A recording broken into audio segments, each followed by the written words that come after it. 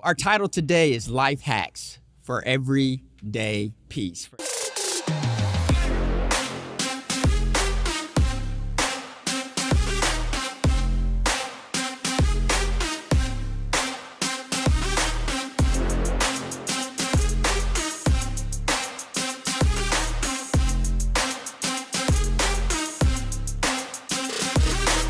Get ready for some positive, encouraging, inspiring information.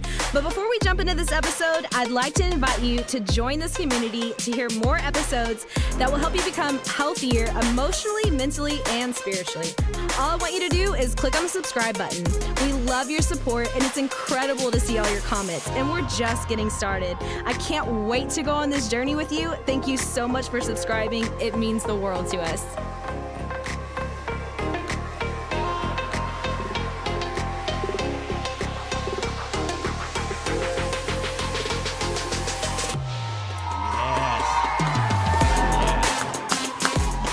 Welcome back to another episode of Contemporary Speaks, where we explore topics that help you with your physical, mental, and spiritual well-being. I am your host, Stephen. So our title today is Life Hacks for Everyday Peace.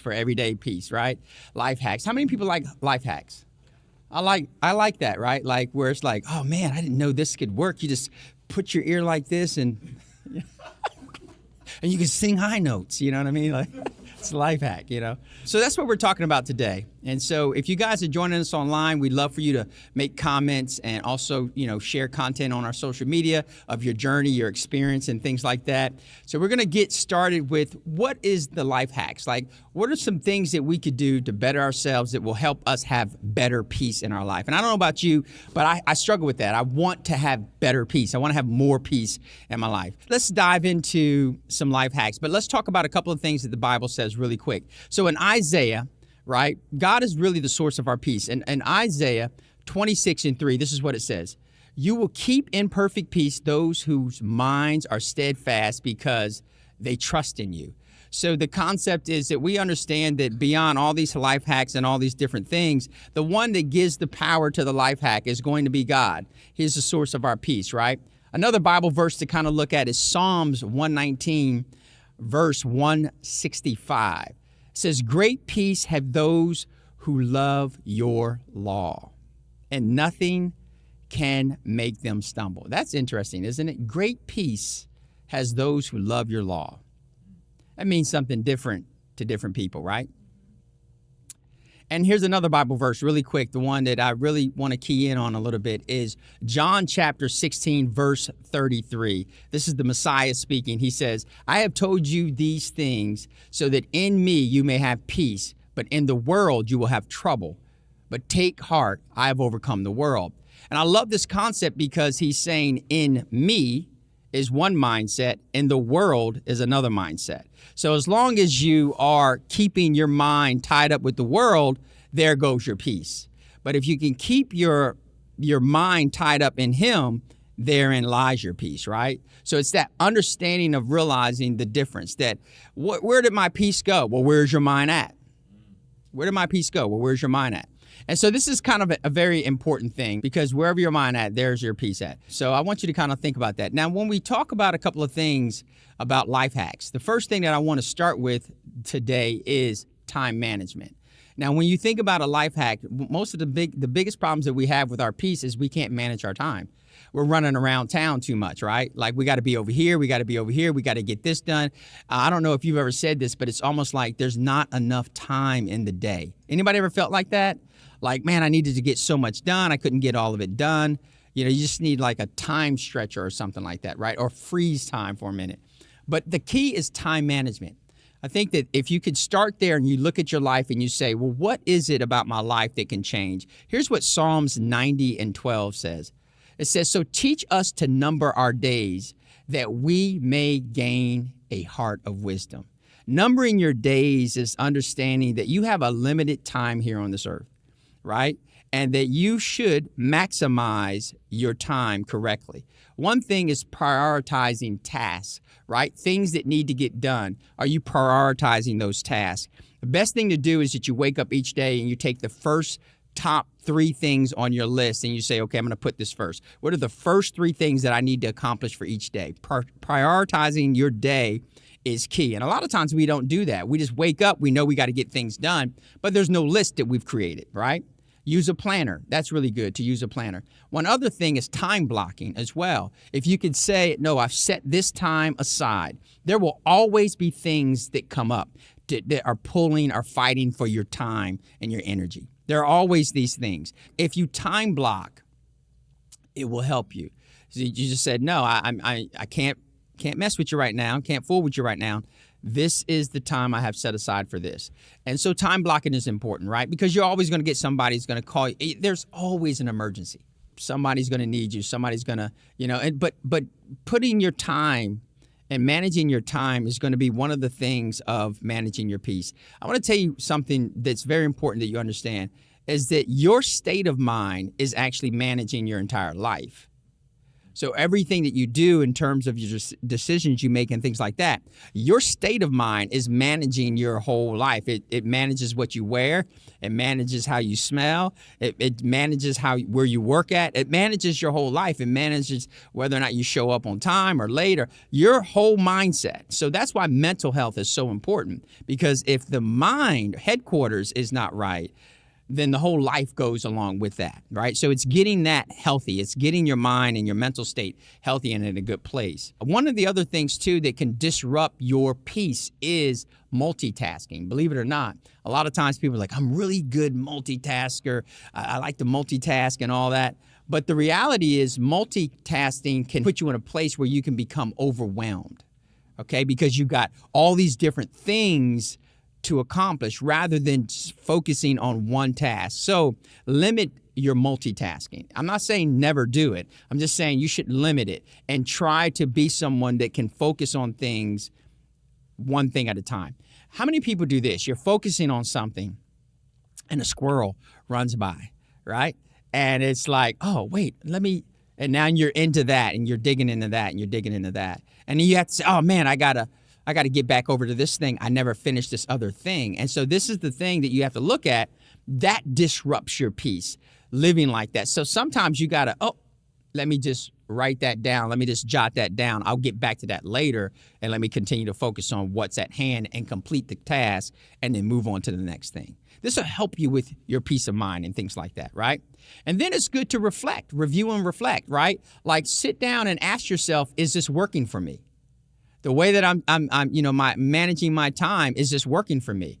I have I'm in school now and I have a deadline. I'm supposed to be done by January, and I've been dragging. And man, it's now I'm behind, and now I have to do more work. I have to catch up.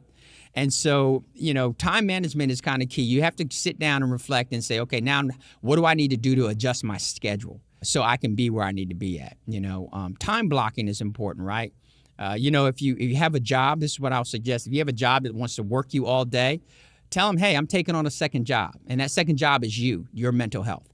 You understand that? So I'm taking on a second job. You guys aren't going to be able to call me past 6 o'clock, okay? I'll start my other job there. And that job is what? Taking care of my mental health. Interesting, right? True peace isn't found in the absence of chaos, okay? But in the ability to remain calm and centered amidst it. And so sometimes we want things to change and stop. It's not going to work that way. It's not going to work that way. You have to time manage your life. You have to take time outs in your day and focus on things that you need to accomplish and work on. It's not just going to happen on its own, right? So just remember that. Like, the world is not going to stop spinning for you. Things are not going to get easier for you. You just have to be a better manager of your time if you want to experience a greater peace in your life, okay? And so the other thing that I'll talk about is your hobbies and interests, right? Hobbies and interests. One of the biggest things that really can help you with your peace is that you have a hobby.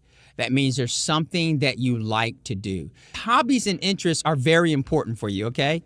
And the reason why I say that is a lot of times we just work. We're all work, no play, right? But what is the thing that brings you joy? What is the thing that brings you peace and happiness? Here's what Ecclesiastes chapter 3, verse 13 says. It says that everyone may eat and drink and find satisfaction in all their toil. This is the gift of God. That means that you should be happy with your work or the things that you do.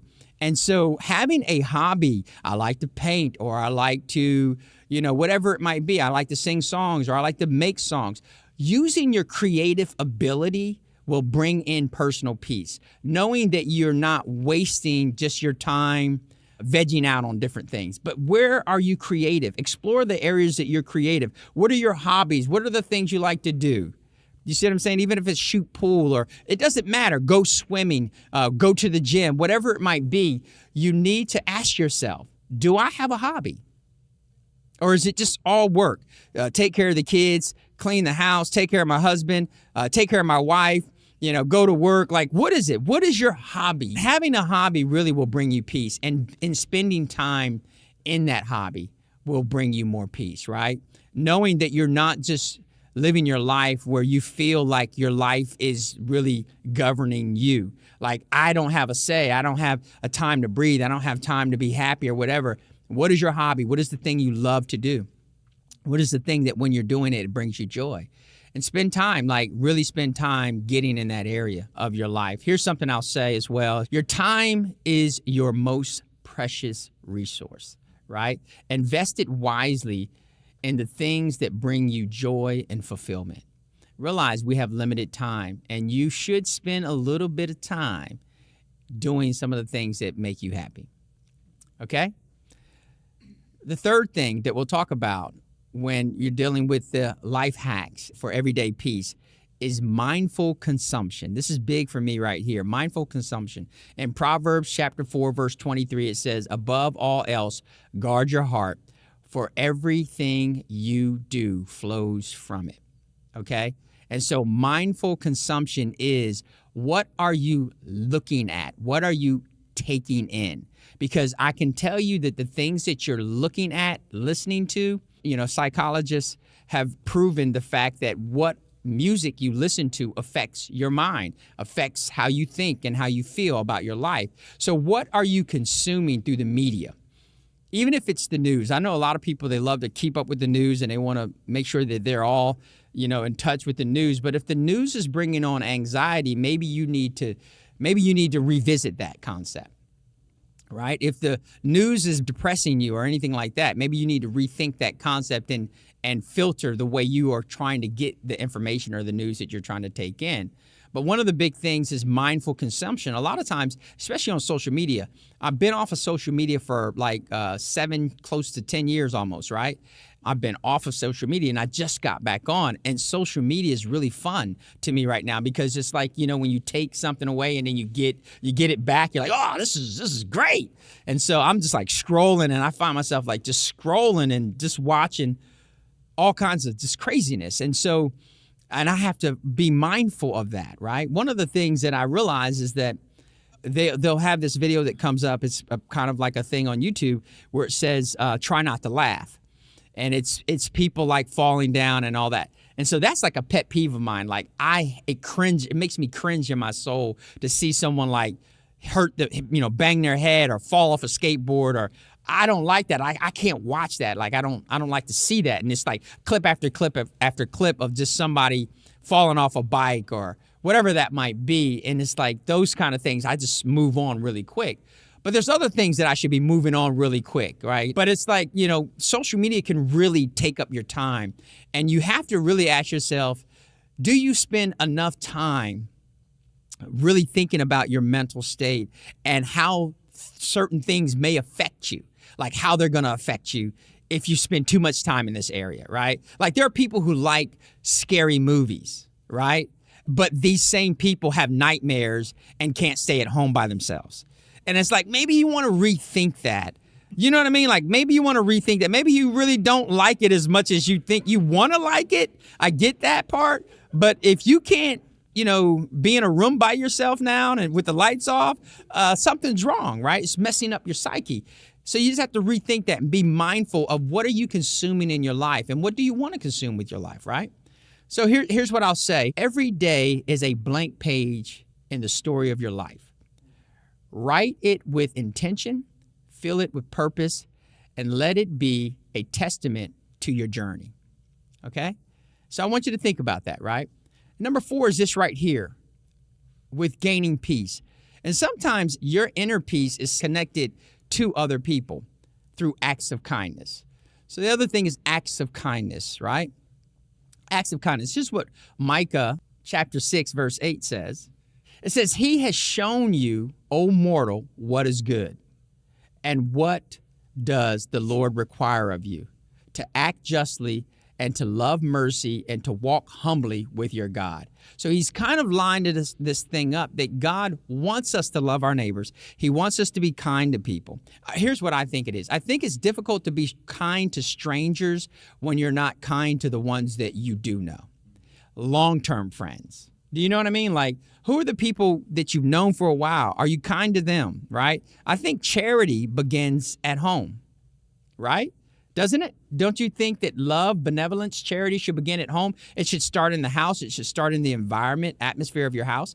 And then it should carry and overflow to the world around you and the people around you. So kind of really think about that. Acts of kindness is very important. Kindness is the simplest form of generosity, right? Yet its impact is boundless, okay? Touching lives in ways that you may never see. And this is the thing about kindness. Kindness can run so deep in a simple act of something that you did, something you helped somebody with, or something, a kind text, or whatever that might be. But acts of kindness. And you have to ask ourselves sometimes, because I think that if we show up and we serve, or we are showing up at work or whatever, we're thinking, this is an act of kindness. No, but what is a true act of kindness? One of the greatest things the Messiah said was, love your neighbor as you love yourself. And sometimes just thinking through those kind of things, like loving your neighbor as you loved yourself. If you did that, what would that look like? If I loved you the way I love me, what would that look like? If you loved me the way you love you, what would that look like, right? Something the other day was going on. So it's Friday. Normally on Fridays, I spend a lot of time just looking at the podcast and things like that, looking over, what's going to be talked about. I spent a lot of times, and some good friends of ours asked us, they were celebrating their 38th wedding anniversary, and they asked us to hang out with them. And I thought, what is important? Like, honestly, what is more important to me at this time? And I thought to myself, really, I don't want to miss this opportunity to celebrate their 38th anniversary, right? We can always say, I'll do it another time, but we were requested to come at that time. It's almost like you remember in the Bible where you're requested to show up at the wedding feast and people are put it off and they're like, so here's the thing that the Lord showed me. When people spend time with you, you're valuable to them. You're valuable to them. And so, some people might not take it that way, but when people take the time to come where you are, they're saying, I value the relationship. I value you. And so I think it's kind of, a very interesting thing because, acts of kindness, what does that look like if I was to love you the way, I love myself? It would look like that if you wanted to hang out with me, I would hang out with you. That's how it would look, because I'm going to tell you, if I asked, if I was like, it's my birthday, you want to hang with me, and you're like, man, I'm busy. How's that going to make me feel? I get it. Everybody can't hang out with you. I'm not saying, be needy or anything like that, or be petty or anything like that. What I am saying is that we sometimes decline invitations, not realizing how it's going to really make the other person feel. And if we are living in this posture of acts of kindness, and we're living in this posture of loving others as we actually love ourselves, we'll consider how they feel, is all I'm saying. And I'm telling you, if you are more considerate of how others feel, it will bring you a peace that you don't even understand. Wow, how do I feel so good? Because you are not just concerned with your peace of mind, but others' peace of mind as well. It's kind of interesting, right? And so it's like time is important, guys. We have a limited amount of time, and the podcast is written, and I understand the format and what we're going through and what we're talking about, and I'm like, let me pull myself away, and let me hang with these good friends of mine that I value greatly, and I don't get an opportunity to spend a lot of time with. So if you get an opportunity to go to someone's birthday or somebody's anniversary or whatever that might be, like, kind of think about when it's your time. Let me help you out. Some people are different, meaning maybe I don't want to hang out with everybody. But maybe there's some friends, some close friends that I do want to hang out with. And so what if you call those friends and those friends are unavailable? The ones that you look as you down like 4 flat tires, like y'all are tight. Y'all are tight. They're going to be there for you. You know what I mean? And you call them to hang out with them and they're like, I can't do it. What are you doing? But at the end of the day, how do we value people? How do we value relationships? And how do we value people who have been in our life for years? For years. Some people are fly-by. I mean, some people, they don't value relationship. Some people they'll tell you, I could walk away from people easily. Some people will tell you that. You know what I mean? Like, I'm not attached to people. I'm not attached to, I could walk away. But what about the people that you're attached to? What if they ever walked away from you? See, I think that there's the lifestyle that you can live that you don't ever foresee an end to a relationship, so you just hold on to that. I mean, I've been best friends with people and fallen out with them too, and no longer are friends with them at all. But that does affect you? It does affect your psyche, and it is kind of like affects your peace when you have long-term relationships with people and you break those relationships off. It does affect your peace. That's only if you are caring about other people. Some people don't care about other people. Let's just be real. They really don't. Some people march to the beat of their own drum, right? They'll disappear on you in a minute. Anybody, you think about it, right? Some people are like that, and they don't care. That's just their life. That's how they live it. I'm a lone wolf. You know what I mean? A lone ranger. You know what I'm saying? So, but there's some people that's like, I like community. I love people, and I know that people aren't perfect in the community, and I'm okay with that.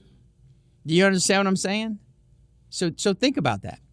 The other thing is this right here, and this is probably major, a digital detox.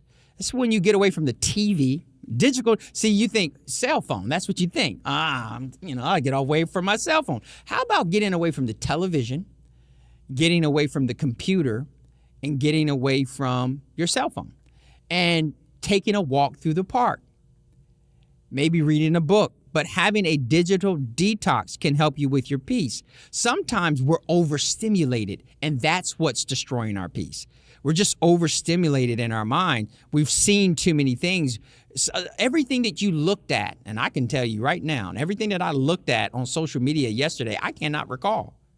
Sometimes we just clutter our minds, and sometimes we just need to take a digital detox, right? Unplugging to reconnect, right? Unplug to reconnect. Sometimes stepping back from the world is the key to discovering your true self. You have to spend time with yourself. And I think that sometimes people don't like to be alone. There are some people who don't like to be alone. And, I'm not saying that you should never be alone. You should be alone. There should be those times where you reflect and that you do spend time with yourself alone, kind of thinking about your life, your gifts, and all these things that I'm talking about. I feel like this is one of those podcasts you should go back and listen to a couple of times and ask yourself, is my life in this correct order, right? So that I can actually have the peace that I need to have in my life. Because I think that a lot of people struggle with that. They really don't have peace. They don't have peace when they lay down at night. They don't have peace when they wake up. So let's talk about a couple of micro habits that might help you feel better, a couple of micro habits. And one of the biggest things is optimism, right? Optimism and gratitude, right, will help you rewire your brain's positivity, right? So I want you to look at that. When you're optimistic, and I want you to think about that. Are you optimistic? When you're optimistic, I think a lot of people think they're optimistic, but they don't hear themselves speak. Like, they're really not optimistic, but they would like to believe that they are. But if you are really optimistic, it will rewire your brain. It will rewire the way your brain operates, being optimistic about certain things, right? So let's talk about a couple of micro habits. Micro habits are things that you'll do, like it's all these little things that make you up.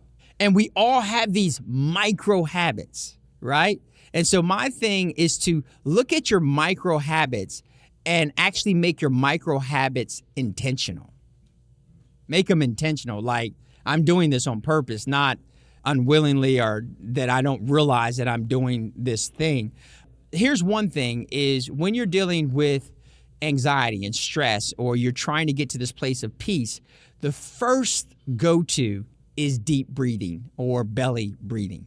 I don't know if you know about this, but basically the very first thing, and it does actually work. You know, you take your hand, put one on your chest, you put the other one on your stomach, right? And you inhale, but you do not want to inhale in your chest. You want to inhale through your abdomen, right? And so you come out for about 4 seconds and then hold it. And you can hold it for anywhere from, 4 to 7 seconds. Hold it for 4 to 7 seconds and then breathe out through your mouth. So you breathe in through your nose and you exhale through your mouth. And if you do this, I promise you, it just makes you feel different. It does. It makes you feel different. When you take the opportunity to realize to put your hand here and your hand here, and you just breathe in through and you hold it, and then I call this breathing, inhaling peace, exhaling stress, right? And just having that as a micro practice, which means the moment that you start to feel overwhelmed, before you snap, crackle, and pop somebody in the mouth, right? Before you snap, crackle, and pop, you just take a moment, right? And that's a part of time management as well. You take a moment and you say, let me start this habit, right? And it doesn't matter how many times you do it throughout the day. The best time to do that is not just one time, but repeat it 5 times. Right? So you do it 5 times in a row, 5 times in a row, right? The other thing is countering negative thoughts by thinking about what is going well. A lot of times we have these negative thoughts that come in our mind.